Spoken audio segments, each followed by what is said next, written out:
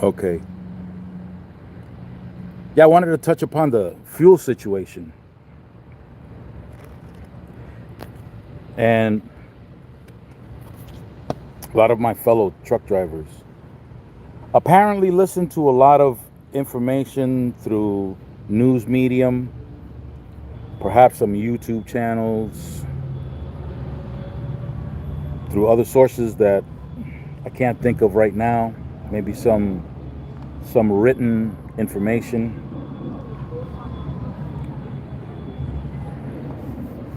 And it's apparent that they're not really schooled on politics and and business in general. Let's just say. So, before I continue, I want to let you guys know that my father was in politics, and I want to say I got a very good education about what politics is, outside of what I learned from school, outside of what I learned through high school and college. I got a firsthand uh, look at into the world of politics in general. Um, Understand something about oil and oil production, and about politics in association with oil and oil production. Oil is not produced only in the United States. It's also produced in a variety of countries, sovereign nations, and they dictate when and how much oil to produce. So the United States doesn't go over to Venezuela and tells them, hey, the price of oil is high. You need to start cranking up your production. The same can be said for any other country that produces oil. The United States government doesn't just go over there and tell them what to do with their resources. Now, they would have to go into some type of negotiation if they want a specific type of effect. And there lies some of the confusion. A lot of these deals are done behind closed doors, and nobody knows who's bringing what to the table to negotiate with, of course. Now, in case you didn't know, uh, for example, the Venezuelan government is not on good terms with the U.S. government. The Iranian government is not in good terms with the U.S. government. I don't want to get into a history lesson as to why, but that's the reality of what we're living today. Part of the problem with the price of oil does have to do with the conflict between Russia and Ukraine. And that some of these countries are taking sides, knowing that economies throughout the world are getting impacted by this conflict and how it's impacting the production of oil and the distribution of oil. So, when you come to a fuel station as a truck driver and you see these little stickers, Biden did this, it shows that there are people out there that don't understand how this whole thing works with oil and fuel.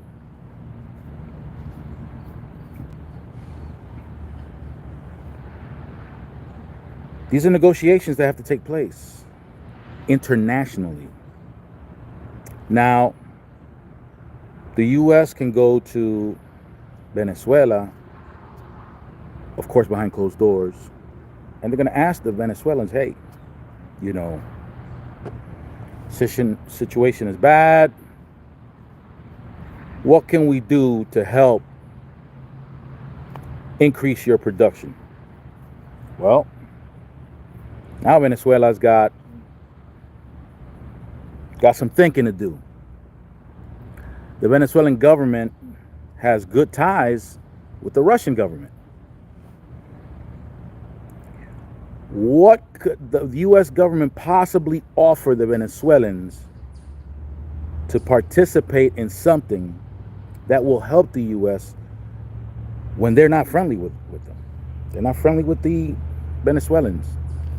So what can the U.S. government offer that would be attractive to the Venezuelans?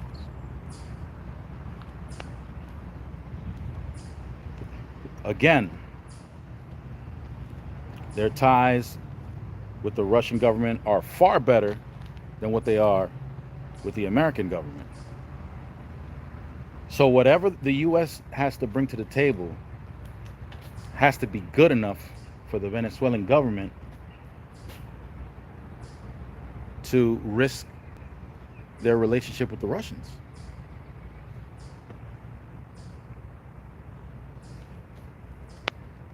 Now, where does politics kick in? Where politics kicks in is with just how motivated will the president of our nation, just how motivated will they be to try to negotiate with countries like Venezuela and Iran? How much are they willing to offer these people for them to alleviate some of this situation? How badly does that president think? And let's be real, folks. It doesn't matter what he decides to do. He's not going to be able to please everybody, and there are going to be plenty of people that are just going to hate just because of a party affiliation. Now, for all you owner-operators out there, this is where that type of thinking gets dangerous for you. If you're caught up in party politics and things like that, you're being distracted. You're being distracted from your goals to try to maintain your business and perhaps grow your business. Because now it's easy for somebody to come along and persuade you to think a particular way because you want to find an excuse to, or the means to blame whatever party it is that you're against. Now, if you're an owner-operator, this is your business, and you have to make critical decisions. Critical decisions based on a political view is a serious mistake.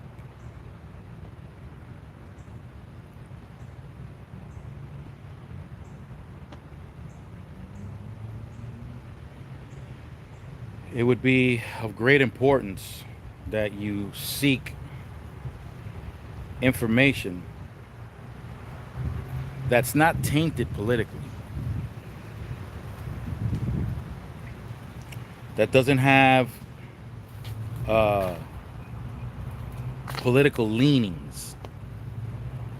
I know right away when I'm listening to a variety of news mediums, once I start hearing mudslinging at some party, any party, I don't care what party it is, or identifying a particular political figure that, and they consistently point out political figures of a specific party, I know that right there, whatever information they're going to provide me is going to be tainted with this a political bias.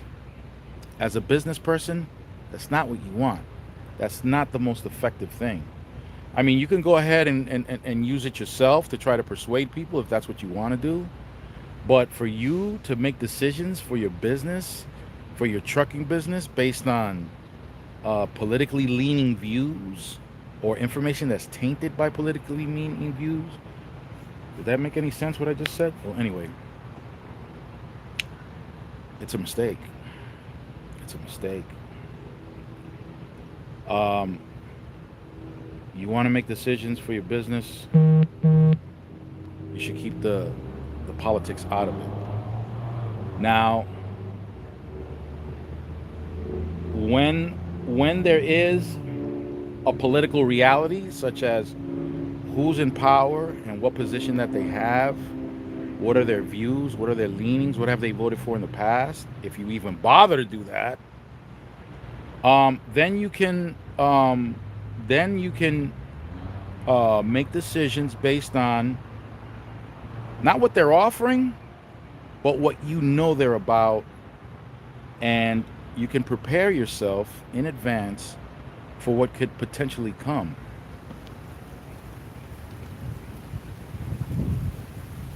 Thank you, Jose. Yeah, we have fellow truck drivers that have this passionate political view, and unfortunately, they make decisions based on their politics, on their political views, not the realities that exist at the moment.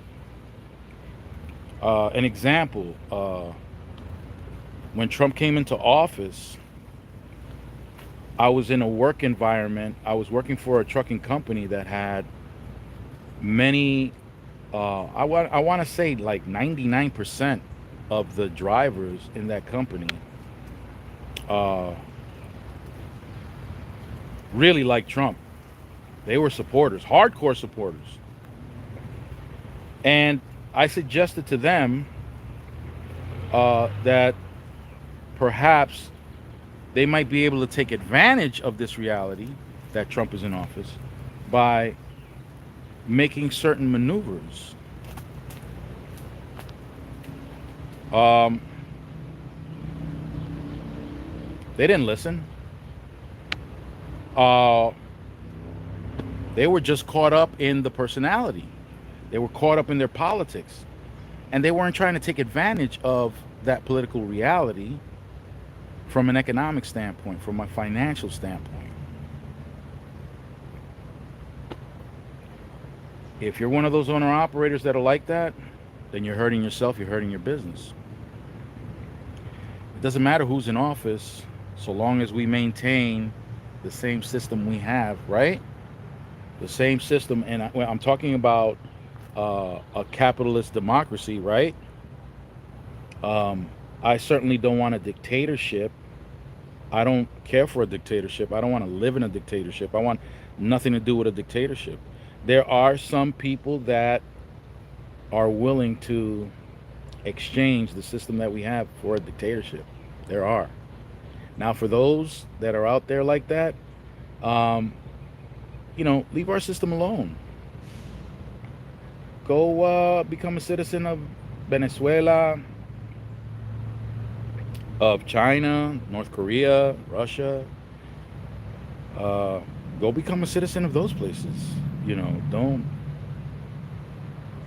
Don't spoil it for us here that understand the capitalist system, the democratic system, and that thrive in the system. If dictatorships are what you like, go take a flight. Go to those countries, become a citizen of their country, and you go live the way they live. I have I have no interest in living under those conditions. So, just to wrap this up, oil prices are what they are because it's an international exchange. It's not a U.S. government exchange. It's an international exchange. Okay? The U.S. government can try to persuade certain countries that produce oil to side with us and produce more petroleum to lower the fuel prices, they can do that. But understand that you're not in that room negotiating, so you don't know what these countries are asking for and what our country is offering them in exchange. And a lot of what you hear is speculation. They're not in that room with these people either. So a lot of theories out there, a lot of nonsense. But I hope by listening to this, you start leaning away from these politically charged opinions and focus more on the real ins and outs of these business relationships, these negotiations. That way, when you make a decision, you make a decision based on those realities and not these politically leaning propaganda. I'll let you go with that, folks. Until the next tornado. I'm getting hammered because of my tornado video. I hope not to encounter an F4 or F5 at any point in time.